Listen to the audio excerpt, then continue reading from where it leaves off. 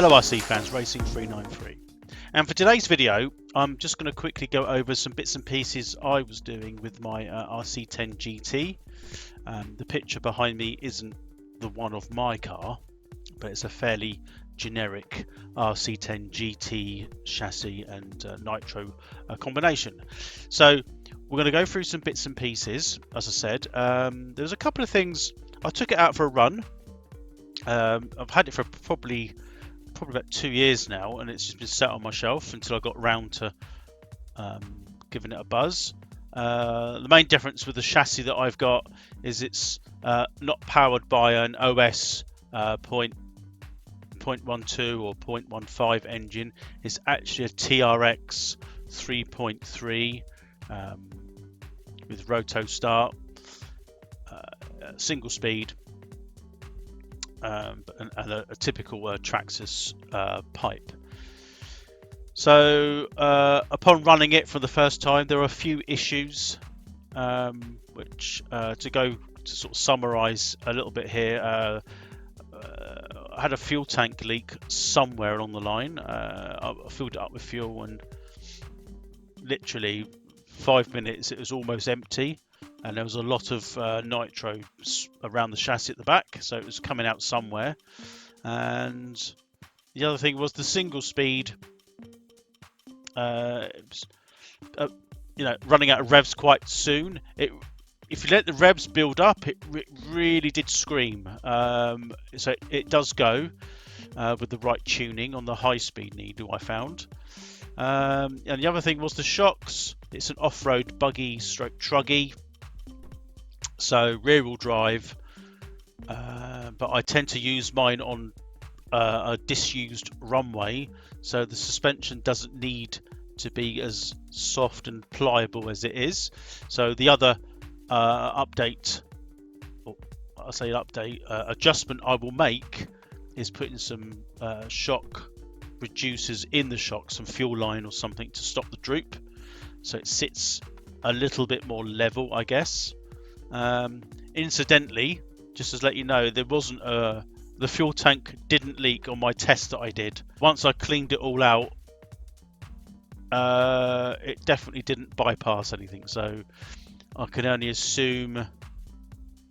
You'll probably see in the video there's a small fuel outlet tap, if you like, at the rear of the tank, possibly leaking past that. I mean, it is only screwed into the tank.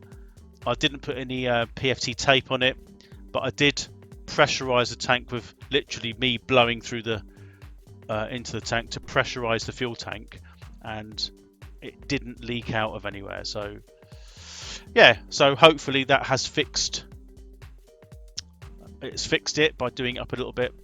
Anyway, on to the video. You'll see actually my chassis and me talking about what I've summarized in the beginning here. Enjoy the video.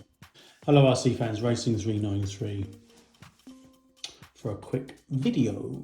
Right, so this is the chassis I was working on at the moment today.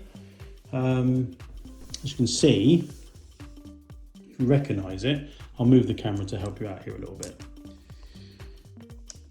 So this is a RC10GT, but it hasn't got an RC10 GT motor in it, which is this sort of the what was in that, a 0.12 OS, I think.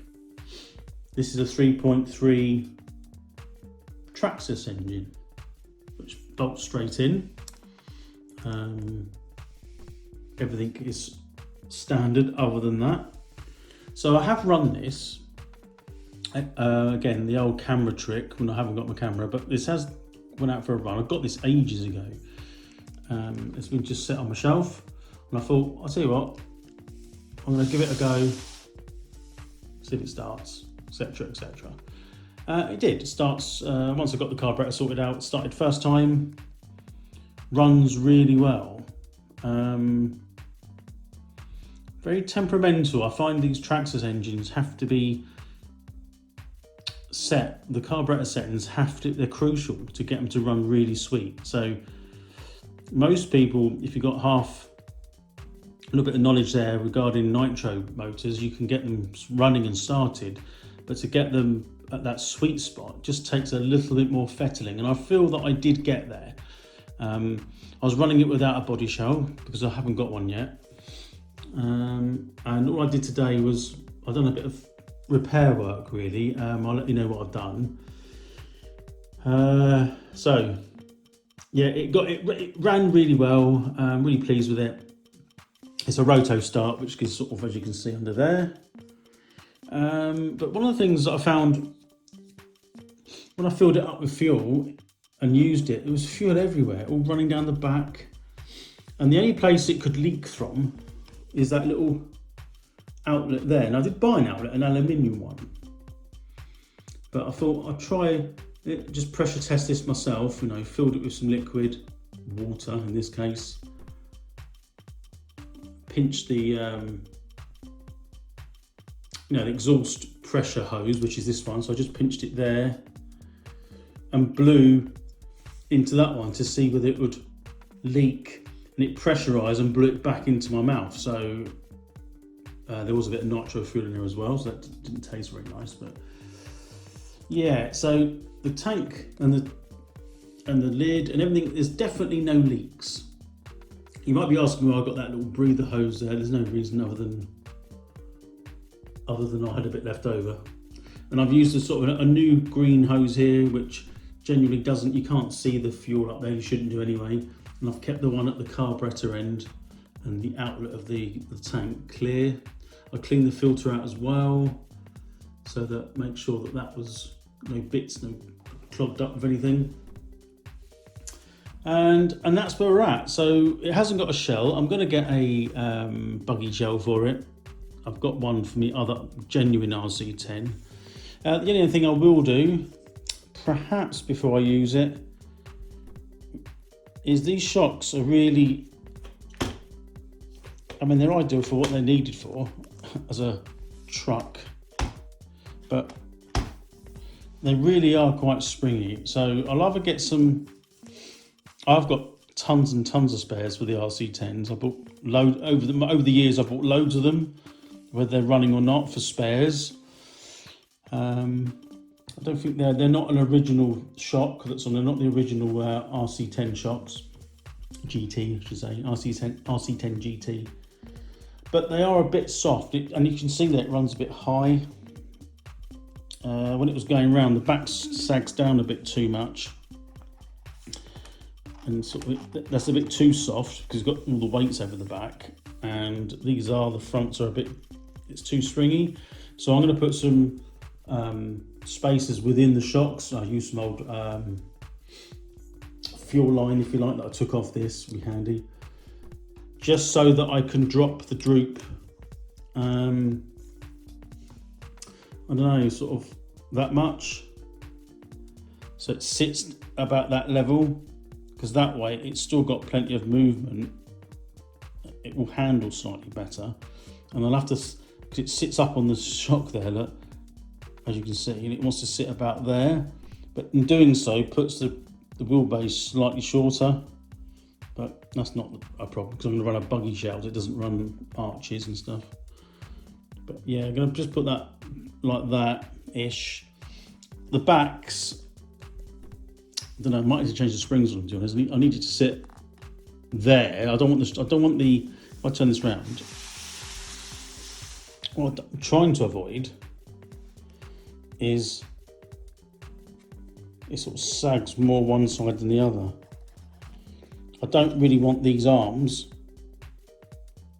sagging, so they're sort of a negative. I call them negative, but it makes the rear wheels negative camber, so I will call it negative. But if it runs up its full droop, the wheels are kind of where they should be, but it does sit down a bit low. So I'll put some spacers in. I might have to adjust the springs. I've noticed that the spring bit here, that's probably why it's doing it. It's sitting one side's lower than the other because we put these spacers up and the platforms, it softens them.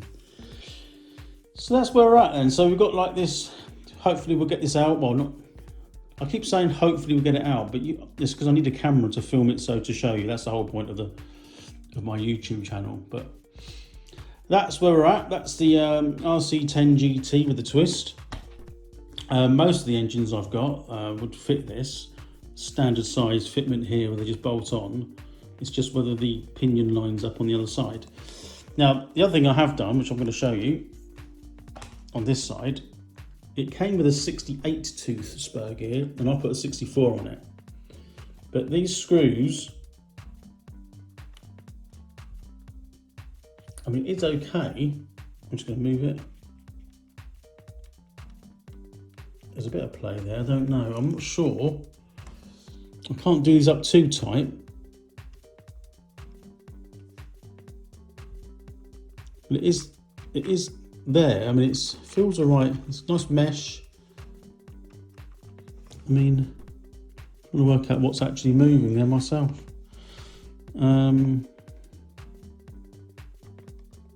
Yeah, it's the whole thing. It's not just the end.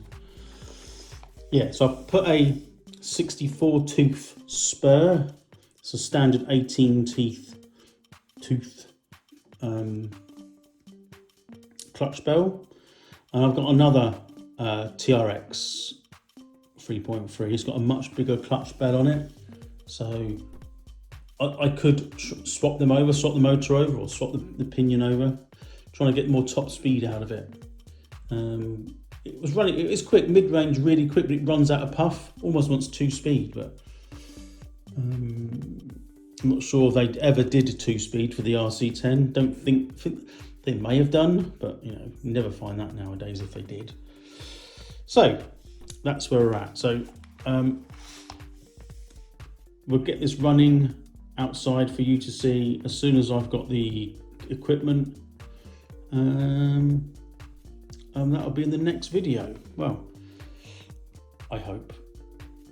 Thanks very much for watching. Like and subscribe, and Bob's your uncle, family's your aunt. Thanks for watching. See you later. Bye for now.